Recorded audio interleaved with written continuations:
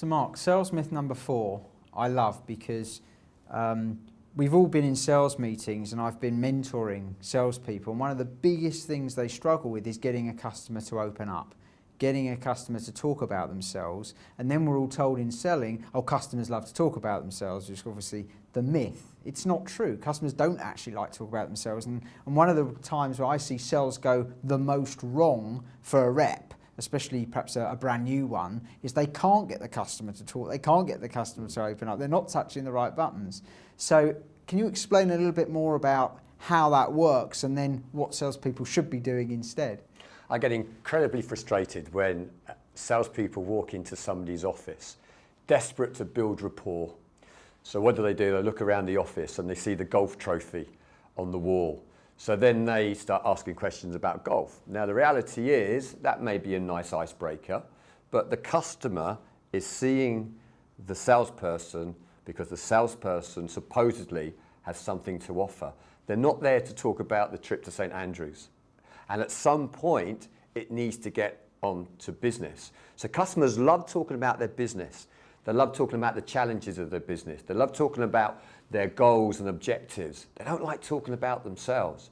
So therefore, the best way of building rapport is ask questions about the organisation, not asking questions about the customer. And is there a certain way that salespeople should be framing those questions? Because I always find it interesting.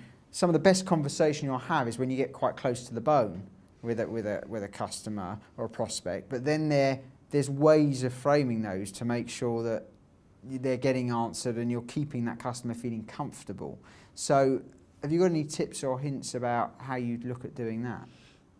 It's really about pain and gain.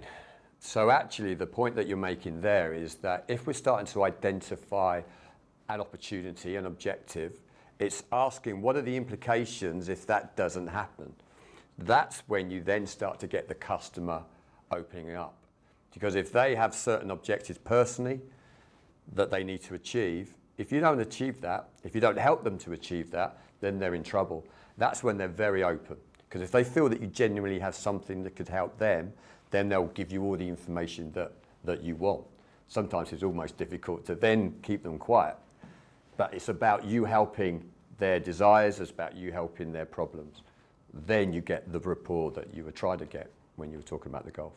And does that change, do you think, at all when you get into selling to decision maker units or multiple decision makers, and how that manifests itself through a meeting or through a series of meetings? Are there any nuances, any things that you think change at that point? Well, if we're now trying to influence across a broad perspective of the organisation, then we clearly need to understand their goals and objectives even more.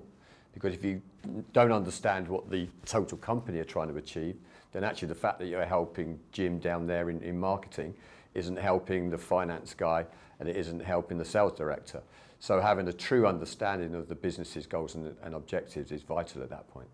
And what's the best way to do that? Is that simply just asking the question? Do you think you always get a straight answer? Is it wangling your way in to make sure you speak to all the vested interests? What would be your advice to a salesperson who finds themselves having to kind of find their way through this myriad of different people? Well, Grant, how many salespeople do you think read company reports when they go into a sales meeting? Probably few.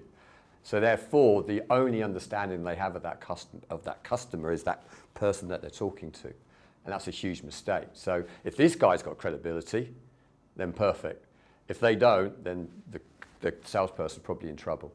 So it's about doing the research, understanding the company objectives, where are they, who are their competitors, what are the key initiatives that they're trying to achieve that year.